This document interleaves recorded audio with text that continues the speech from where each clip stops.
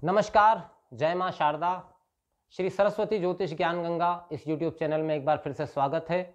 मैं हूं पंडित श्याम उपाध्याय और हाजिर हूं मैं 5 फरवरी 2024 से लेकर 11 फरवरी 2024 का साप्ताहिक राशिफल लेकर। इस दौरान चंद्रमा वृश्चिक राशि से लेकर कुंभ राशि में संचरण करेंगे, तो चंद्रमा के इन राशियों में भ्रमण का क्या प्रभाव पड़ेगा किस राशि के ऊपर, इसी बारे में आज चर्चा करेंगे। वीडियो के अंत में मैं सभी राशि वालों के लिए एक सार्वभौमिक प्रयोग बताऊंगा। तो वीडियो के अंत में जाने से पहले चर्चा करते हैं 12 राशियों पर चंद्रमा के इस गोचर के प्रभाव की। राशि वालों के लिए शुरुआती सप्ताह के जो 2 दिन हैं वो स्वास्थ्य में कमजोरी के रह सकते हैं, स्वास्थ्य हानि हो सकती है। वो लोग जिन्हें लंबे समय से कोई बीमारी चल रही है, स्पेशली सर्दी संबंधित, कफ संबंधित अगर कोई बीमारी चल रही है तो वो बढ़ सकती है, उस मामले में सावधान रहें।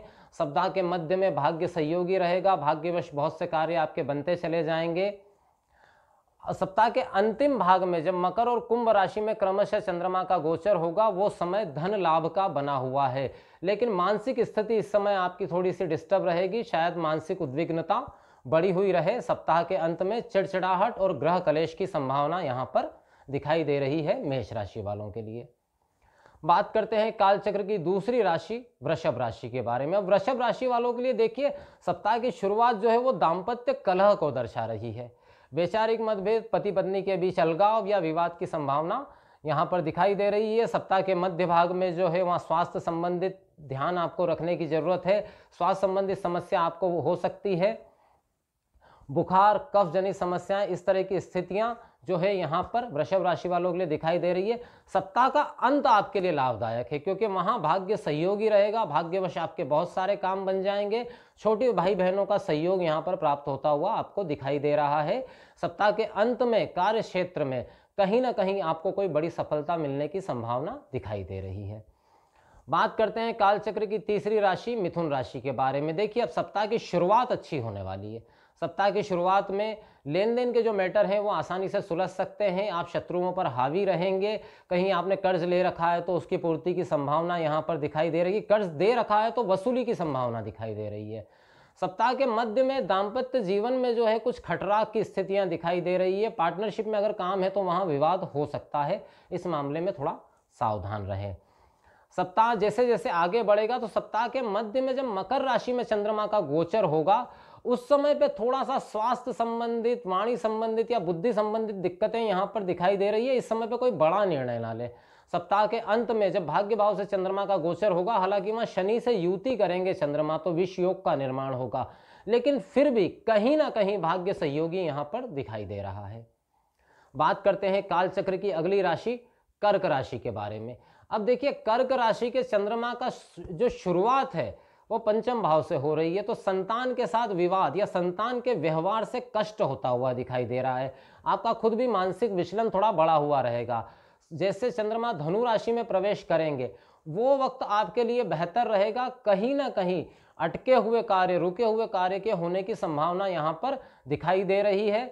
सप्ताह के मध्य में जब मकर राशि में चंद्रमा रहेंगे तो पत्नी से कष्ट मिलने की संभावना, पति या पत्नी से, स्त्री है तो पति से और पुरुष है तो स्त्री से कष्ट मिलने की संभावना यहाँ पर दिखाई दे रही है।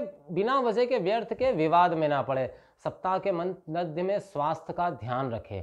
चंद्र मंगल की युति जरूर बनेगी। हाँ, इसमें एक चीज है, स्वास्थ्य जहां कमजोर दिखाई दे रहा है वहीं आकस्मिक लाभ की संभावना है वो बहुत ज्यादा बढ़ी हुई इस वक्त दिखाई दे रही है।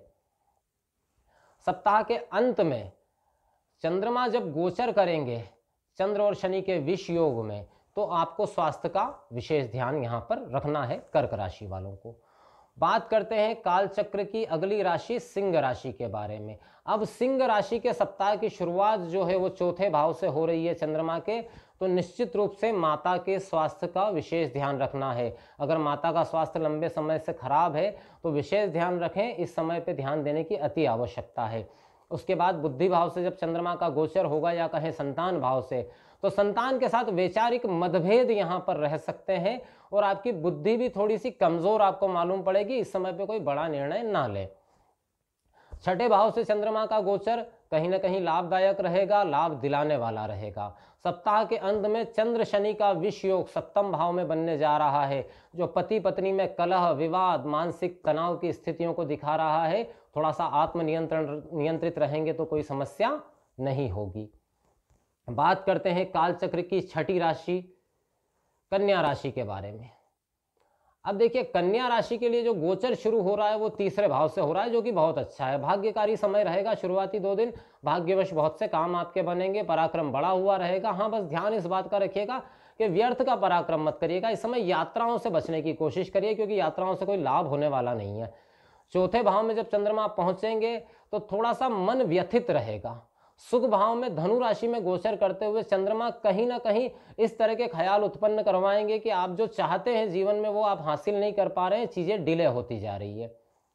सप्ताह के मध्य में चंद्रमा मकर में जब पंचम भाव में प्रवेश करेंगे, वहां पर भी बहुत ज्यादा अच्छी स्थितियां नहीं है, मानसिक तनाव हावी रहेगा इस समय।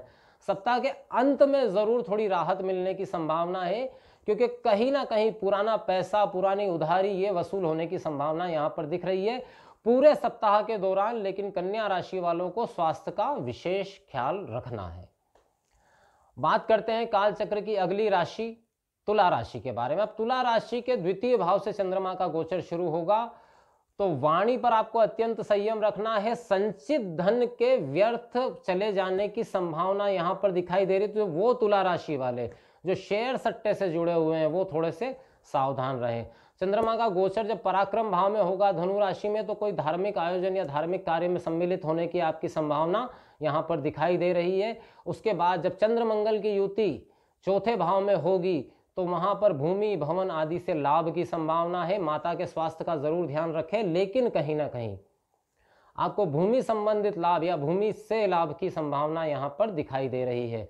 सप्ताह के अंत में पंचम भाव में चंद्र शनि के विष योग में गोचर करते हुए चंद्रमा आपको मानसिक उद्विग्नता, अस्थिरता और टेंशन देंगे। थोड़ा सा शांतिपूर्वक वो 2 दिन निकाल लें, किसी से कोई विवाद ना करें। बात करते हैं कालचक्र की अगली राशि वृश्चिक राशि के बारे में। वृश्चिक राशि पर से ही चंद्रमा का गोचर शुरू होगा।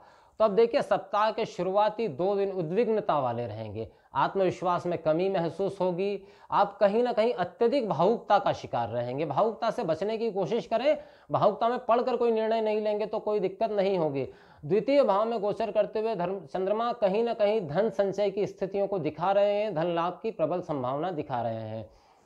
सप्ताह का मध्य आपके लिए सर्वश्रेष्ठ रहने वाला है, क्योंकि तीसरे भाव में चंद्रमा और मंगल की युति जब बनेगी तो पराक्रम बड़ा चढ़ा रहेगा। वो पेंडिंग कार्य जो आप बहुत समय से नहीं कर पा रहे थे, उन कार्यों के पूर्ण होने की संभावना यहां पर दिख रही है। सप्ताह के अंत में लेकिन चंद्र शनि का विष योग का निर्माण चौथे भाव में होगा, तो वाहन खराब होना, चोट, एक्सीडेंट और माता के स्वास्थ्य में गिरावट, इन सब चीजों की संभावना दिख रही है। सुख में भारी व्यवधान नजर आ रहा है सप्ताह के अंत में, सावधान रहें। बात करते हैं कालचक्र की अगली राशि धनु राशि के बारे में। देखिए, सप्ताह का शुरुआत आपके लिए बिल्कुल भी अच्छी नहीं है। सबसे पहले तो मैं ये कहूंगा कि यात्राएं अगर आवश्यक ना हो तो ना करें, क्योंकि यात्रा का ना तो लाभ मिलेगा बल्कि आप परेशान हो जाएंगे। स्वास्थ्य संबंधित समस्या भी यात्रा के दौरान हो सकती है। वो लोग जो स्पेशली अस्थमा के मरीज हैं, उन्हें ज्यादा समस्या होने की संभावना दिख रही है। व्यर्थ का व्यय होगा, इससे अच्छा शांतिपूर्ण तरीके से शुरुआत के 2 दिन निकाल लें। गोचर जब धनु राशि के ऊपर होगा, तब आपके स्वभाव में जिद्दीपन आपको महसूस होगा। आप बहुत ज्यादा जिद करेंगे किसी भी बात के लिए, इस वजह से दाम्पत्य कलह या पारिवारिक कलह की संभावना यहां पर दिखाई दे रही है। उससे बचने की कोशिश करें। सप्ताह के मध्य में जब चंद्र मंगल की युति लक्ष्मी योग आपके धन भाव में बन रहा है, तो निश्चित रूप से कहीं ना कहीं से धन लाभ आपको होने वाला है। अगर कोई पेंडिंग पैसा आपका फंसा हुआ था तो उसके निकलने की संभावना है। सप्ताह के अंत में चंद्र शनि के विष योग के साथ में पराक्रम भाव में चंद्रमा विराजमान रहेंगे। निश्चित रूप से पराक्रम बढ़ाने वाला समय, लेकिन थोड़ा सा बुद्धि को स्थिर करते हुए ये विचार करिएगा कि आपको कहां पराक्रम दिखाना है, क्योंकि आप व्यर्थ की जगह पे पराक्रम दिखा के लोगों को अपना दुश्मन भी बना सकते हैं और कार्य क्षेत्र में विवादित स्थिति पैदा कर सकते हैं। बात करते हैं कालचक्र की वो राशि मकर, 10वीं राशि है मकर। अब मकर के लिए चंद्रमा का जो गोचर हो रहा है इस हफ्ते, वो लाभ भाव से शुरू हो रहा है, तो निश्चित रूप से शुरुआती 2 दिन में धन लाभ की प्रबल संभावना यहां पर दिखाई दे रही है। शेयर मार्केट सट्टे से जुड़े हुए लोगों को प्रबल धन लाभ की संभावना है। आप जिस किसी भी कार्य क्षेत्र में हैं वहां एक्स्ट्रा इनकम होती हुई आपकी दिखाई दे रही है। सप्ताह में जब धनु राशि में चंद्रमा का प्रवेश होगा तो वहां व्यय की स्थितियां बनी हुई दिखेगी, क्योंकि शुरुआती 2 दिन में इनकम है तो बाकी के 2 दिन में कहीं ना कहीं खर्च बढ़ा चढ़ा रहेगा। लेकिन यहां पर मुझे ऐसा लगता है कि धार्मिक कार्यों में आपका खर्च ज्यादा होगा, व्यर्थ व्यय नहीं होगा। फिर जब चंद्रमा पहुंचेंगे मकर राशि में तो वहां पर चंद्र मंगल का लक्ष्मी योग बनाएंगे, बहुत ही श्रेष्ठ योग। सप्ताह का मध्य कहीं ना कहीं मकर राशि वालों के लिए अति श्रेष्ठ रहेगा। आपके कार्य क्षेत्र में आपका वर्चस्व बढ़ेगा, आपका दबदबा बढ़ेगा, आपकी ख्याति बढ़ेगी, लोग आपका सम्मान करेंगे। सप्ताह के अंत में चंद्र शनि का विष योग जो आपके द्वितीय भाव में बनेगा। अब यहाँ पर देखिए यही बात है, धन लाभ दिखाई दे रहा है, पद लाभ दिखाई दे रहा है, तो निश्चित रूप से अहंकार आता है, और अहंकार आता है तो सबसे पहले क्या खराब होता है, वाणी खराब होती है। तो मकर राशि वाले अंतिम 2 दिनों में उनकी वाणी में अहंकार आ सकता है, वाणी तीक्ष्ण हो सकती है, उससे बचने का प्रयास करें, अन्यथा जो कमाया है वो आप गवा भी सकते हैं। बात करते हैं कालचक्र की 11वीं राशि कुंभ राशि के बारे में। अब कुंभ राशि के लिए सप्ताह की शुरुआत जो है वो कर्म भाव से हो रही है चंद्रमा के। अब कर्म भाव में गोचर करते हुए चंद्रमा क्या करेंगे, अधीनस्थों के साथ दुर्व्यवहार करवा सकते हैं, लोग आपके विरोध में जा सकते हैं। कई लोग ऐसे हैं आपके अधीनस्थ जिनके साथ आपका व्यवहार इतना बुरा हो जाए कि वो काम छोड़ के चले जाएं। तो थोड़ा सा अपनी वाणी पर, अपने व्यवहार पर संयम रखिएगा, अन्यथा नुकसान हो जाएगा इस समय पे आपका। लाभ भाव में धनु राशि में गोचर करते हुए चंद्रमा कहीं ना कहीं धन लाभ की संभावना बिल्कुल दिखा रहे हैं, लेकिन अहंकार को बढ़ता हुआ दिखाई दे रहे हैं। अब यहीं पर देखिए कि सप्ताह के अंत में पहुंचेंगे चंद्रमा जब मकर राशि में, तो वहां लक्ष्मी योग बनाएंगे। तो वो लोग जो इंपोर्ट एक्सपोर्ट के काम से जुड़े हुए हैं, ट्रांसपोर्टेशन के काम से जुड़े हुए हैं, उन्हें धन लाभ की प्रबल संभावना यहाँ पर दिखाई दे रही है। सप्ताह के अंत में चंद्र शनि का विष योग आपकी राशि पर ही बनने जा रहा है, तो सावधान रहें। अति आत्मविश्वास में कोई ऐसा काम ना करें कि बाद में आपको भुगतना पड़ जाए, कोई कानूनी कार्रवाई, किसी लीगल प्रॉब्लम में आप ना फंस जाएं, इस बात का विशेष ख्याल रखें। बात करते हैं कालचक्र की अंतिम राशि मीन राशि के बारे में। अब चंद्रमा का गोचर शुरू होगा आपके भाग्य भाव से। भाग्य भाव में गोचर करते हुए चंद्रमा निश्चित रूप से भाग्य में कहीं ना कहीं वृद्धि आपके जरूर करवाएंगे, लेकिन समस्या यह है कि आप जितना चाहेंगे उतना लाभ आपको नहीं मिल पाएगा, क्योंकि चंद्रमा वृश्चिक में अपने निम्नतम स्तर पर होते हैं। तो पराक्रम जरूर बड़ा चढ़ा रहेगा, आपका यह विश्वास जरूर बड़ा चढ़ा रहेगा कि मैं जो भी कार्य करूंगा उसमें बड़ी सफलता हासिल करूंगा, लेकिन शायद सफलता उतनी बड़ी ना मिल पाए। तो निराश ना हो, क्योंकि आने वाले समय में यह सफलता प्राप्त हो सकती है। उसके बाद चंद्रमा का गोचर जब धनु राशि में होगा तो धनु राशि में आपको कार्य क्षेत्र में सम्मान प्राप्त होने की प्रबल संभावना यहाँ पे दिखाई दे रही है, जिसकी चाह शायद आपके अंदर भी बहुत ज्यादा थी, वो सम्मान आपको प्राप्त हो सकता है। सप्ताह जब अंतिम स्तर की ओर बढ़ेगा तो चंद्र मंगल लक्ष्मी योग की युति आपके एकादश भाव यानी कि लाभ भाव में होगी। तो मैं वही कह रहा था कि भाग्य शायद साथ ना दे, थोड़ा सा इंतजार करिए, धैर्य रखिए, आपको लाभ मिलने वाला है। तो जब चंद्र मंगल की युति लाभ भाव में होगी तो आपको आपके कार्य का निश्चित रूप से जो पारितोषिक या जो लाभ मिलना है वो निश्चित रूप से प्राप्त होगा। सप्ताह के अंत में चंद्र शनि का विष योग 12वें भाव में होने जा रहा है। तो बाकी और कोई समस्या नहीं है, लेकिन स्वास्थ्य का आपको विशेष रूप से ध्यान रखना है, वाहन चलाने में सावधानी रखनी है। रात्रिकालीन यात्राएं इस समय आपको नहीं करनी है, विशेष ध्यान रखें मीन राशि वाले। तो ये था साप्ताहिक राशिफल मेष से लेकर मीन तक का। अब जैसा कि मैंने कहा था कि अंत में मैं एक सार्वभौमिक प्रयोग बताऊंगा, तो मैं यहाँ बताने वाला हूँ एक सार्वभौमिक प्रयोग जो सभी के लिए उपयोगी सिद्ध हो सकता है। क्या है वो प्रयोग? तो इस दौरान, इस समय अंतराल के दौरान आप अमावस की तरफ बढ़ रहे हैं। अगर आप ध्यान दें तो आपको पता चलेगा कि इसी हफ्ते में अमावस भी आ रही है। तो अमावस के दिन आप क्या करें, रात्रि के 9 से 11 के बीच में थोड़े से चावल एक चांदी की कटोरी में लेकर उसके ऊपर एक घी का दिया लगाएं और माता लक्ष्मी के मंत्र ओम श्रीम इसका अधिक से अधिक जितना हो सके 9 से 12 के बीच में जप करिए, तो बहुत सारी आर्थिक समस्याएं समाप्त हो जाएगी। जय मां शारदा।